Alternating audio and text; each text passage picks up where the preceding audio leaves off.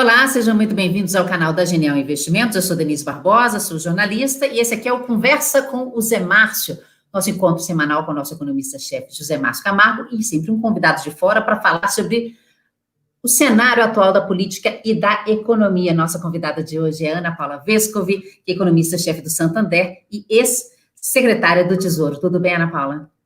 Tudo bem, Denise? Como vai? Bom dia, Zé Márcio. Boa tarde.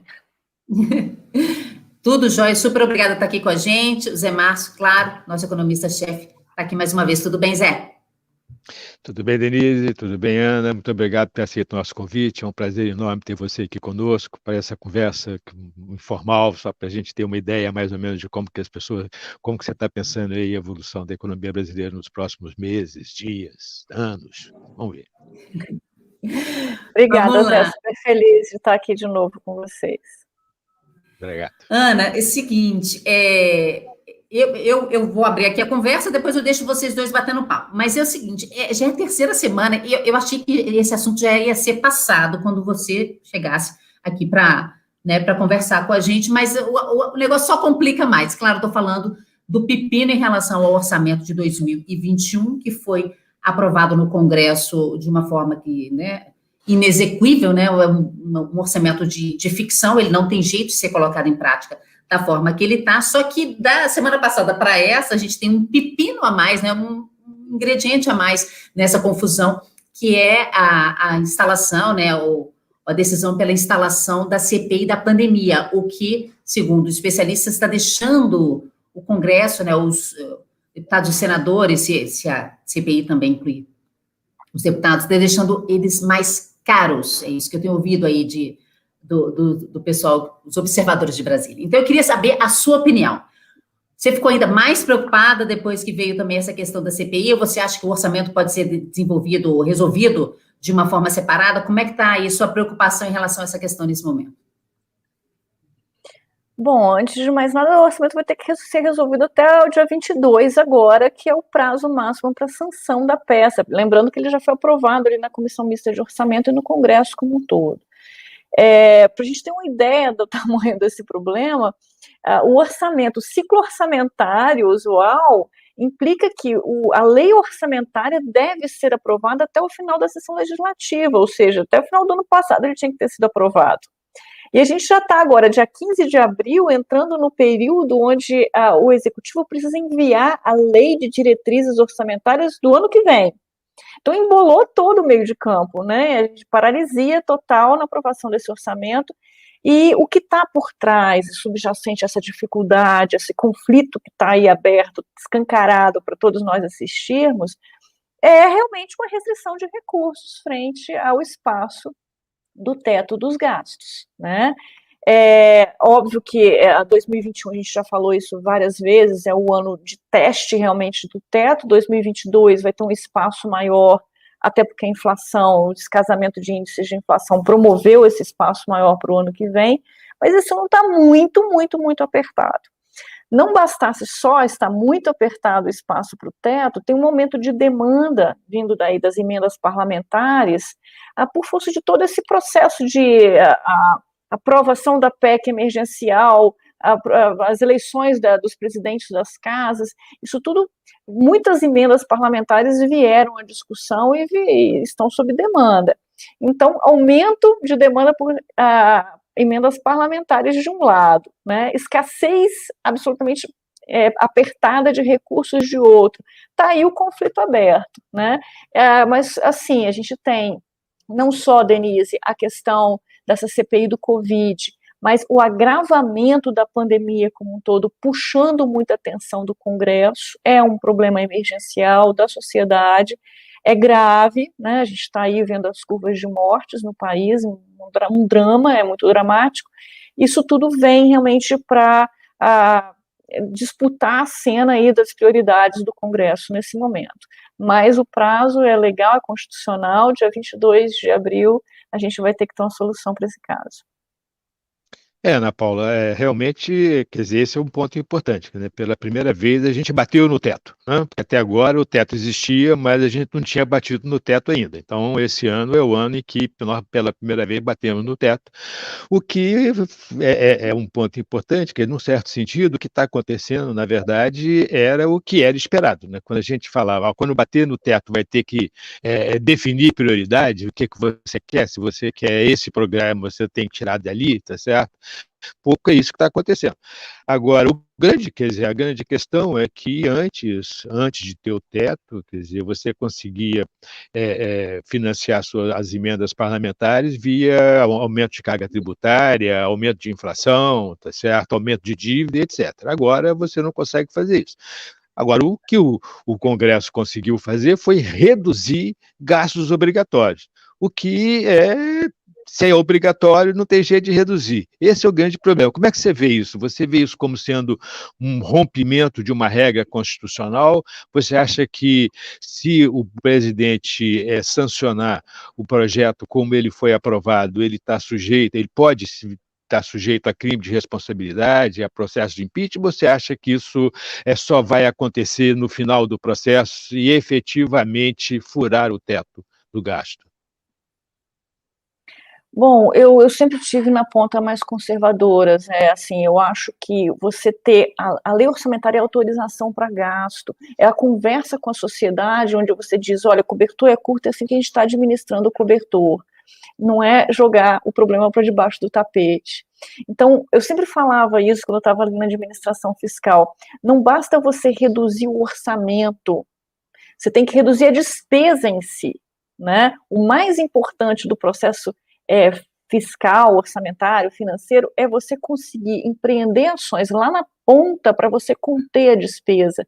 E não é a questão contábil, olha, eu vou mudar a conta dessa para essa, né? Então, o que a gente vê ali é um processo de recálculo dessas despesas obrigatórias que não passaram por redução de despesa obrigatória ipsilíteres, né? Até teve aí a postergação do pagamento do abono salarial para o ano que vem e tal. Mas do restante das medidas foi um recálculo, né? Então, não cabe dentro do que vai ser realmente a despesa do ano, a despesa obrigatória. Eu vou citar o exemplo aqui da despesa previdenciária. Eles estão nesse recálculo contando com uma mudança de sistemática no pagamento do auxílio-doença, e já colocaram isso na conta, né? Então, explicando um pouquinho mais, uma proposta, uma ideia de se fazer o pagamento do auxílio-doença direto pelas empresas. Hoje é o quê? As empresas pagam 15 dias e depois o INSS assume a partir daí, né? Então, a ideia é que as empresas paguem e depois sejam ressarcidas quando forem pagar suas contribuições dessa despesa depois dos 15 dias. Isso tira do trânsito do orçamento uma despesa que é pública, porque é do INSS, mas ainda assim não tem lei aprovada, é uma ideia. Então, como é que você já coloca isso no orçamento? Você não tem autorização para fazer isso. Então, tem uma série de processos que são assim, muito complicados do ponto de vista legal, e na minha visão, eu acho que o orçamento tem que ser ajustado agora, antes da sanção, ou por vetos, ou por esse acordo, né, o próprio Senado já mandou ali uma carta reduzindo em 10 bilhões o volume de emendas, o valor das emendas, enfim, tem que se chegar a um acordo previamente ao processo de sanção, e que vai pressupor vetos parciais, sim. Essa é a minha visão, essa é a minha interpretação da questão. Além dos vetos, você acha que, segundo o ministro Paulo Guedes, 10 bilhões é pouco, né? Que você precisa de mais do que isso para equilibrar o processo. Isso significa que o presidente vai ter que vetar aí alguma coisa, tá certo? E ainda assim, quer dizer, é difícil acreditar que o presidente vai ser capaz de vetar tudo aquilo que é necessário. Consequentemente, a gente deveria esperar contingenciamentos ao longo do ano. Esse é o ponto. O que a gente vai ver, na verdade, é uma solução até para o problema complexo, talvez uma solução mais complexa. Vetos, ainda que parciais, não vão resolver. o Congresso voltar atrás na colocação no orçamento de algumas emendas é um passo importante. A gente ainda vai ter que ter um PLN, que é um projeto de lei que modifica o orçamento para recompor parte dessas dotações de despesas obrigatórias que não estão suficientemente completas.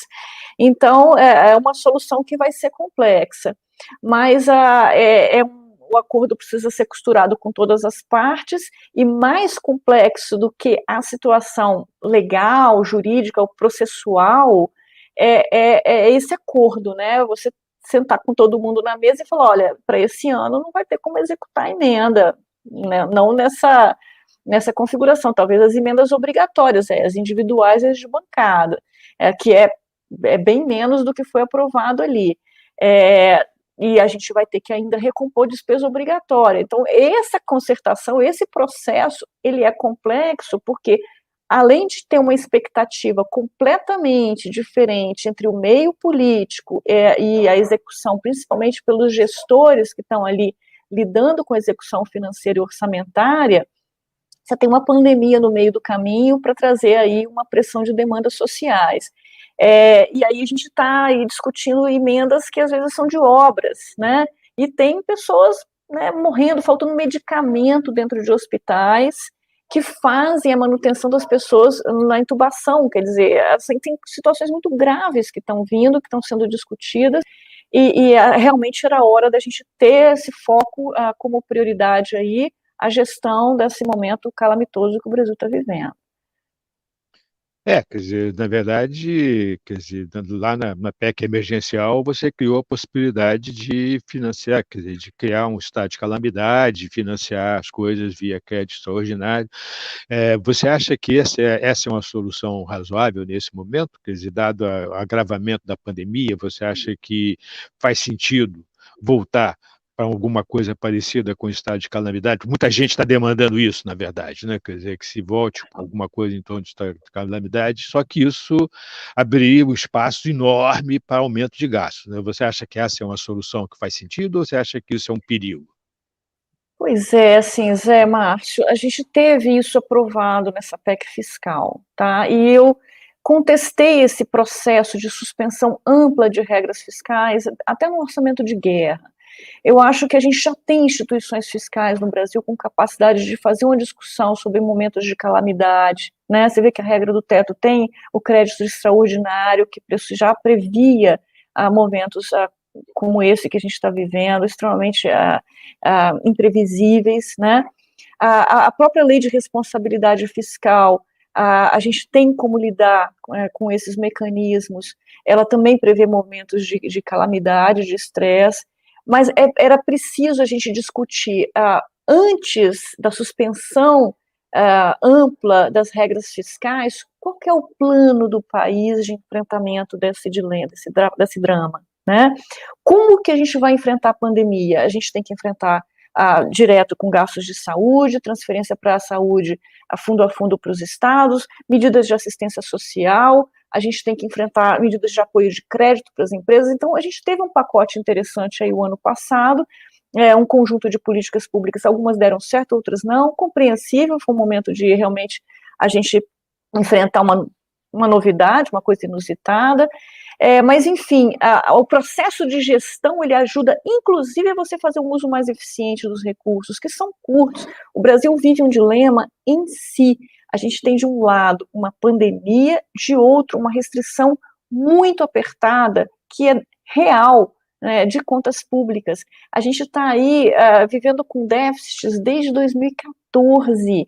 A dívida pública só aumenta, a gente está financiando isso tudo com dívida pública, e ela foi para um patamar muito perigoso, e agora, quer dizer, a gente tem ainda um processo inflacionário em curso, então é um momento muito delicado das contas públicas. Era preciso a gente fazer uma atenção muito concentrada entre, de um lado, como que nós vamos fazer uma gestão o mais coordenada, o mais eficiente possível de uma pandemia, porque os recursos são escassos. E aí sim eu tenho certeza que as regras fiscais poderiam se adaptar a esse programa.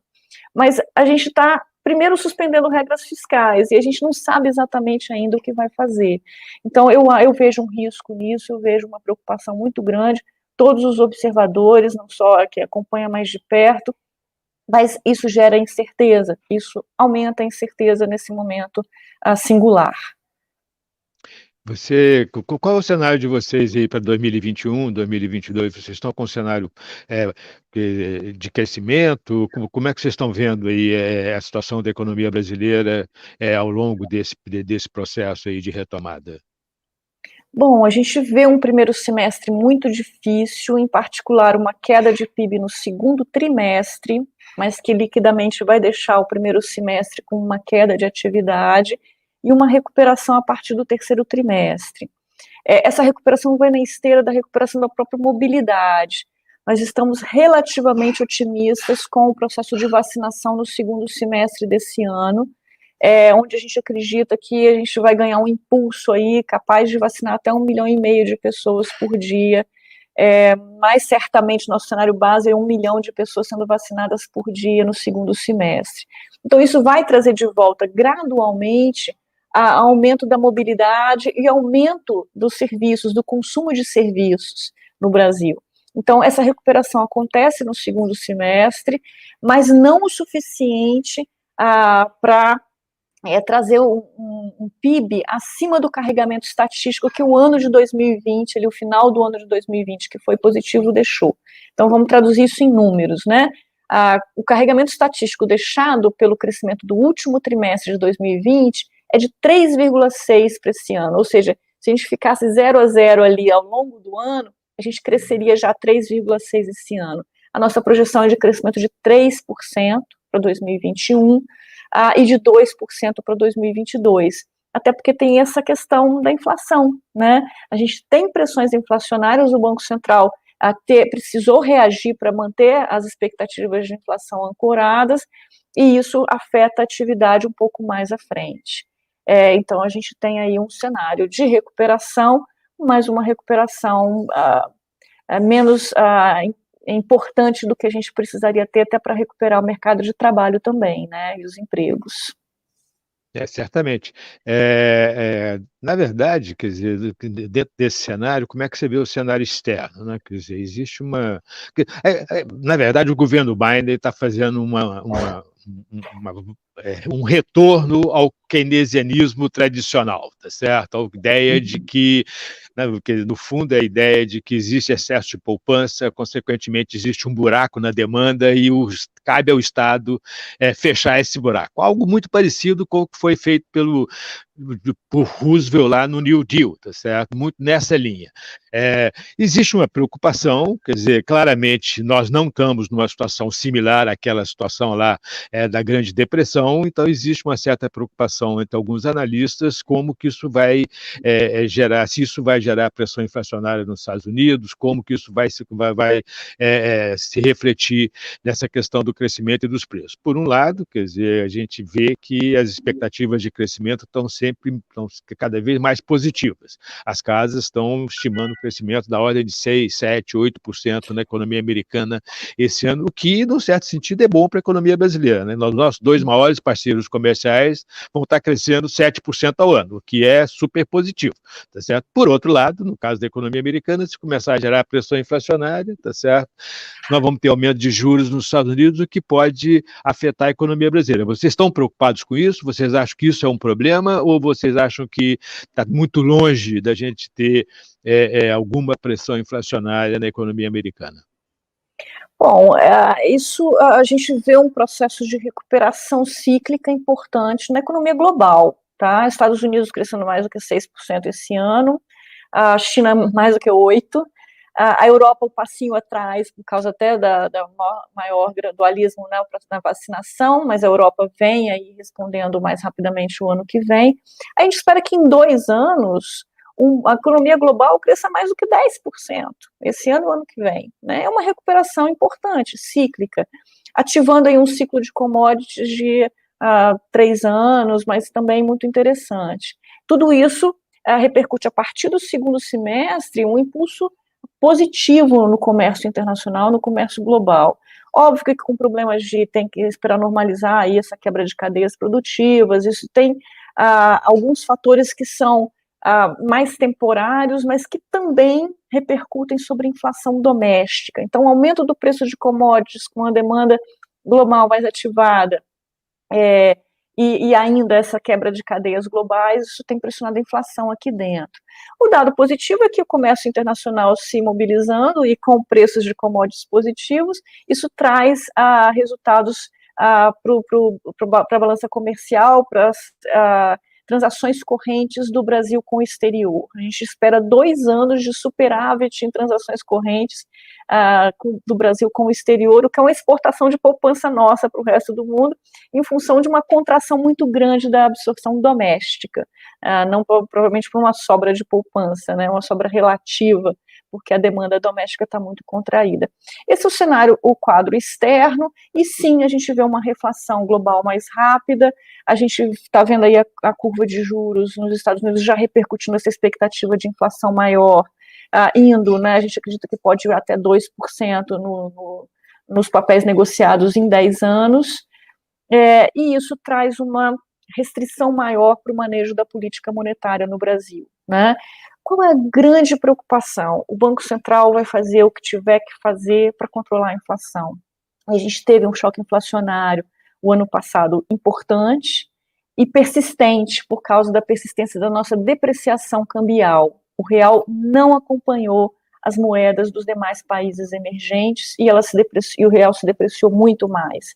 Isso deu uma persistência a esse choque inflacionário e estamos aí provavelmente em julho, acumulando em 12 meses uma inflação de 8% ou mais. Isso é muito forte, e o Banco Central já começou a reação, o aperto monetário, prometendo já a próxima reunião por pelo menos 75 basis points mais, quer dizer, em maio a gente já vai estar com Selic a 3,5 de 2, e a gente espera que no final do ano a gente chegue a 5,5. O que me preocupa nessa história? A gente começou aí a ouvir de novo essa discussão sobre dominância fiscal, né? O que é dominância fiscal?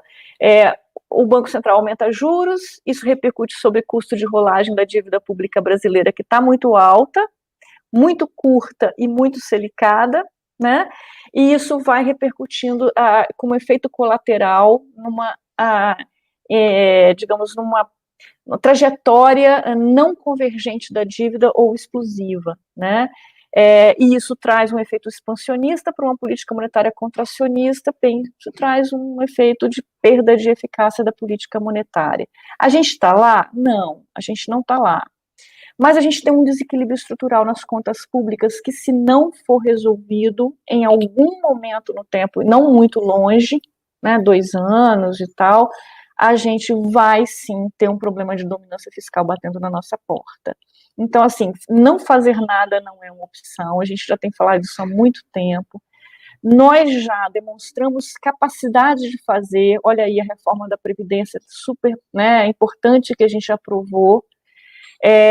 A gente precisa avançar em medidas de contenção real do gasto público. Não é possível o Brasil fazer igual aos Estados Unidos, isso acho que é a principal preocupação que eu tenho, tá, Zé Márcio?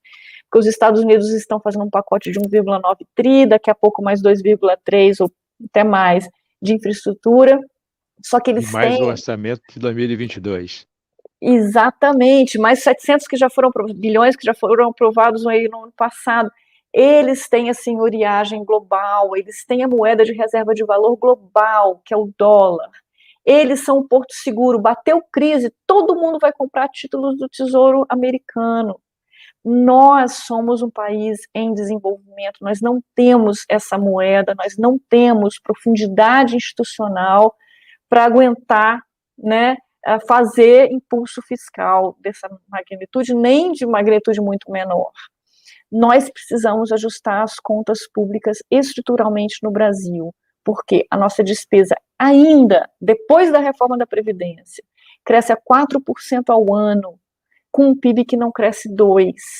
Essa conta não fecha, nem tão cedo. E para a gente esperar fazer superávit pela recuperação de receitas, sair desse déficit de 3 e poucos por cento do PIB para um superávit de quase 2%, que vai ser necessário, 1,8% pelo menos, do PIB, a gente esperaria aí no mínimo até 2030. Não é possível a gente ficar com as contas tão desequilibradas, a incerteza vai bater, e isso pode trazer crises mais severas para o Brasil, mais desequilíbrios. Então, a gente precisa ter persistência no ajuste das contas públicas, e isso é muito urgente no Brasil.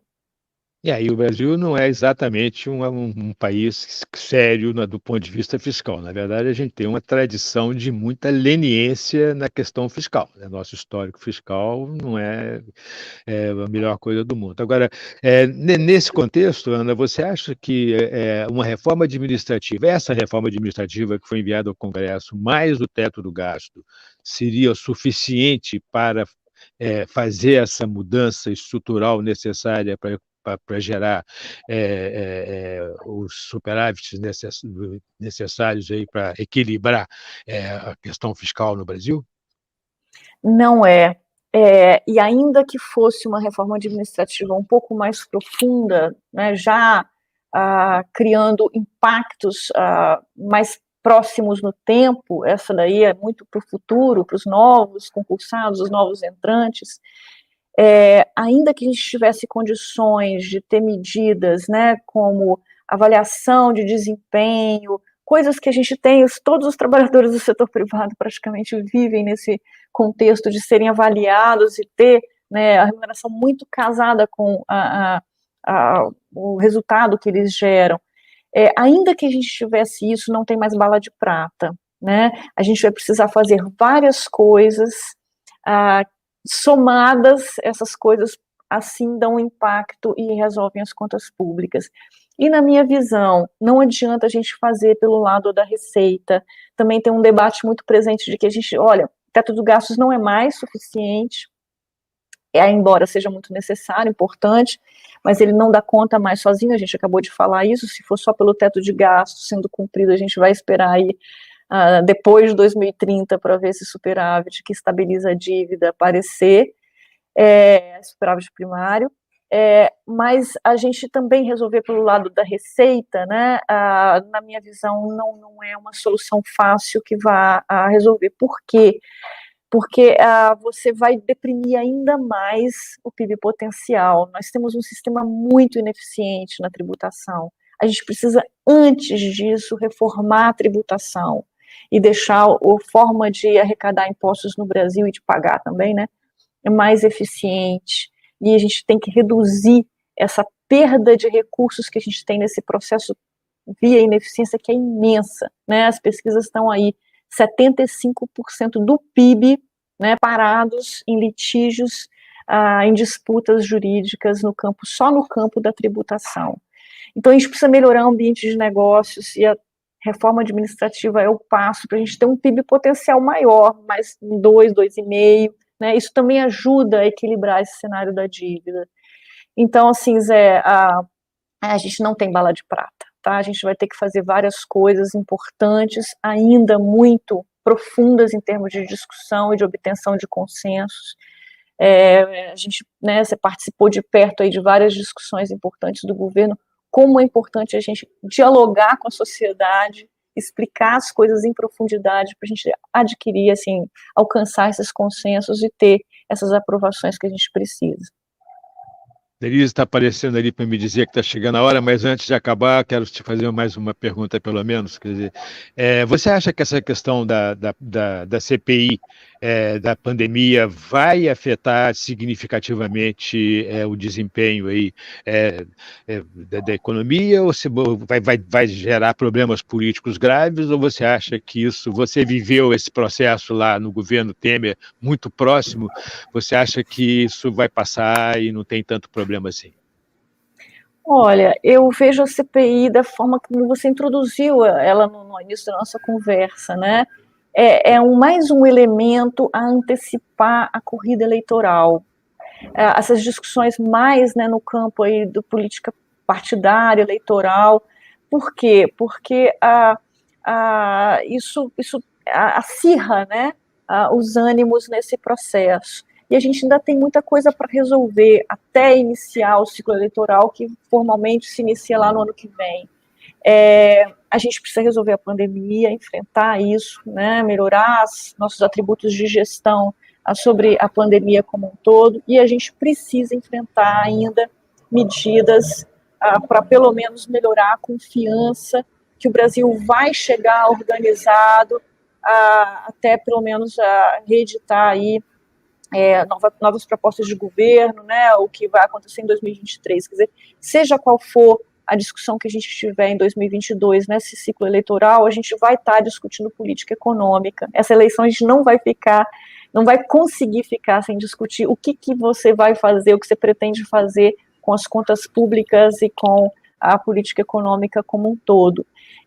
Então, eu acho que esse processo de CPI pode ainda antecipar mais e deixar essa questão ainda mais acirrada, ou seja, mais volatilidade para os mercados, mais incerteza, e é um complicador, né, para esse momento, mas necessário pelo processo democrático, e a gente espera que o Congresso tenha aí forças o suficiente para lidar com tudo ao mesmo tempo, né, gestão da pandemia, gestão da política econômica, das medidas de política pública, e também dar essa resposta aí da CPI do Covid. Obrigado, Ana Paula. Vou passar a palavra aqui para a Denise, mas antes de passar para a Denise, eu quero só te dizer que nós também estamos relativamente otimistas em relação à pandemia. Nós achamos que existe vacina, quer dizer, a Fiocruz vai estar produzindo 500 mil vacinas por dia, tá certo? Existe a vacina do Coronavac, a gente não vai estar dependendo de importação de vacina, provavelmente a partir, nem do insumo, provavelmente a partir de agosto, tá certo? Isso tudo é super positivo. Agora é acelerar o processo de vacinação, que depende aí do SUS, muito mais disso do que propriamente da oferta de vacinas. Teve um momento lá no começo que a oferta de vacinas estava muito pequena, mas agora, quer dizer, se você olhar o número de vacinas que foram distribuídas pelos estados e quanto que foi vacinado, você vai ver que está sobrando vacina em alguns estados. Então, quer dizer, existe aí um processo que precisa de catch-up entre a vacinação e a produção de vacina, e por isso nós também estamos relativamente otimistas aí em relação a essa questão das vacinas para o segundo semestre. Denise, por favor. Muito obrigado, Ana Paula. Foi um grande prazer. Denise, por favor. Legal, Ana. Super obrigada. É sempre muito bom te ouvir. Muito bom ter você aqui, ouvir suas opiniões. E estamos torcendo para essa vacinação realmente dar aquela acelerada para chegar a nossa vez rapidinho, a gente poder ter alguma tranquilidade e a economia brasileira possa também caminhar com um pouquinho mais de tranquilidade e paz. Então, agradeço Ana Paula Vesco, José Márcio Camargo, para esse encontro de hoje. Peço a você de casa que deixe seu like, compartilhe com seus amigos que estão tentando entender de economia brasileira, que não é mole não, cada hora tem um pepino diferente aqui, um abacaxi para descascar, mas esse aqui é a função da Conversa com o Zé Márcio. Muito obrigada, um beijo e até a próxima. Tchau. Obrigada, gente. Até mais.